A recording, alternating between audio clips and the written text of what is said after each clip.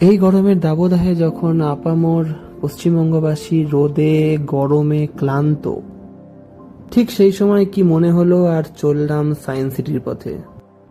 ডায়েরির পাতায় যুক্ত হলো নতুন একটা অভিজ্ঞতা, নতুন একটা স্থান, নতুন মানুষজন। এখন ট্যাক্সি করে যাওয়ার পালা। শিয়ালদা থেকে ট্যাক্সি নিয়ে আমরা রওনা হলাম সায়েন্স সিটির উদ্দেশ্যে। দি আর্ট অফ নোটিসিং। দেখলাম একটা শালিক পাখি তার দুপুরের খাবার খাচ্ছে।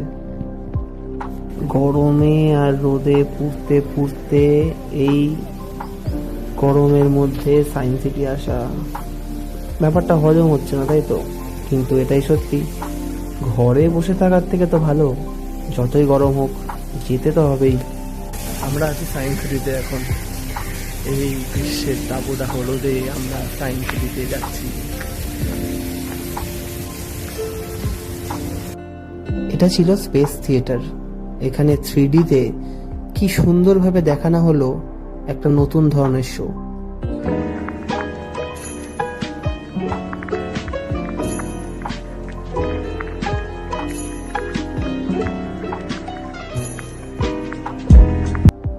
এই রাইডটা ছিল ডার্ক রাইড। এই ডার্ক রাইডের ভিতরে চার্লস ডারউইনের তত্ত্ব অনুযায়ী কিভাবে একটা ছোট্ট কোষ থেকে মানুষের সৃষ্টি হলো ধীরে ধীরে বিবর্তনের মাধ্যমে, সেটা দেখানো হয়েছিল। ভিতরটা ছিল প্রচন্ড ঠান্ডা আর অন্ধকার। ছোট বাচ্চা হলে রীতিমতো ভয় পেয়ে যাবে। আমার সবচেয়ে ভালো লাগলো টিরেক্সকে। টিরেক্সের ওই ওরে বাপ রে बाप। यूरेशिया और गोंडवाना नाम के दो भूखंड महादेश में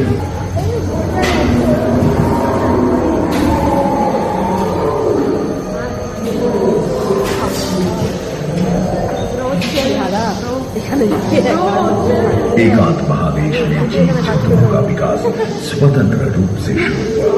सबसे पहले पुष्प वाले पौधे जाना जाता है। हम ऐसे ही एक आइस में रह रहे हैं जो 20 लाख वर्ष में जीव के रोमों की सहायता से शीतल जलवायु के साथ तालमेल बैठा गया था। पुष्टपूर्ण ग्लाइकोडोन जैसे विशाल पहाड़ भी उन दिनों मौजूद और विशाल से। এইটা ছিল science and technology heritage of ইন্ডিয়ার ফ্লোরটা। এখানে আমাদের ইতিহাসের অনেক কিছু খুব সুন্দর করে মডেল আকারে দেখানো হয়েছে।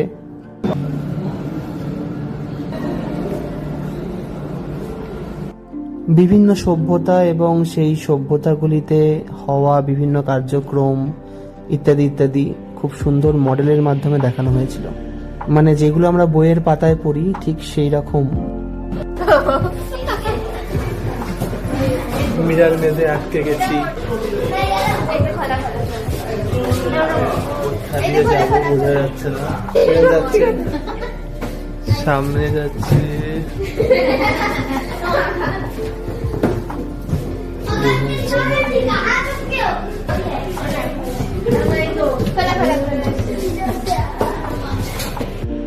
এইভাবে মিরার মেঝে অনেকক্ষণ ঘুরে বেড়ানোর পর শেষমেশ রাস্তা পেলাম আর বাইরেও বেরোতে পারলাম।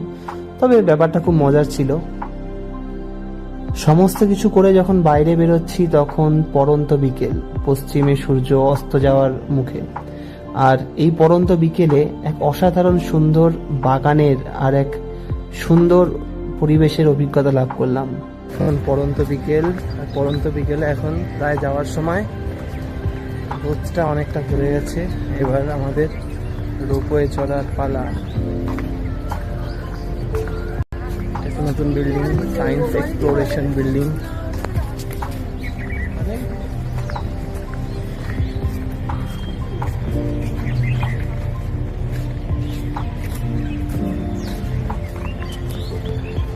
এই হলটা এক্সপ্লোর করা হয়নি, তো এই জন্য আমরা কিছু নতুন সেটিংসে আজ থেকে ভিডিও করছি। তো হয়তো কিছুটা অন্যরকম হবে আজ থেকে ভিডিওগুলো। তো দেখা যাক এটা ভালো আউটপুট হয় না খারাপ আউটপুট হয়। এখন আপাতত এটাই দেখার যে টোটালে আমি মাঝে মাঝে ভাবি যে আমার কোনো ভালো মাইকে ইনভেস্ট করা উচিত। ভালো মাইক না হোক, অ্যাটলিস্ট কোনো একটা মাইকে ইনভেস্ট করা উচিত। কারণ মাঝে মাঝে আমি যখন ভিডিওসগুলো বানাই তখন ভয়েসটা একটা খুব ইম্পর্টেন্ট পার্ট। যদি ভয়েসটা ক্লিয়ার ঠিক করে না আসে তাহলে একটা মানে প্রবলেম হয়। তো সেটাই ভাবছিলাম, পড়ন্ত বিকেলে রোপওয়ে।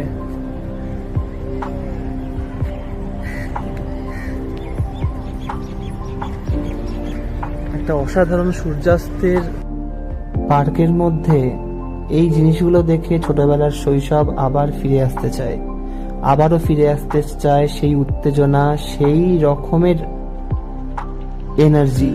তো আর আমাকে আটকায় কে? শুরু করে দিলাম যা মন চায়।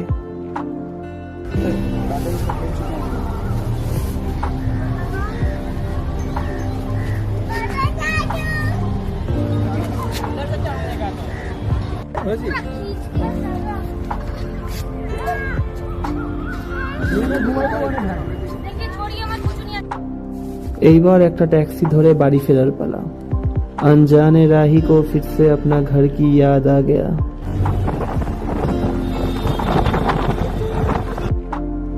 এই কোলাহলপূর্ণ শহরটা থেকে দূরে আমার নিজের বাড়িতে যাওয়ার প্রস্তুতি। আমার নিজের আজকের যাত্রা এখানেই শেষ, আবার হয়তো কোনোদিন দেখা হবে।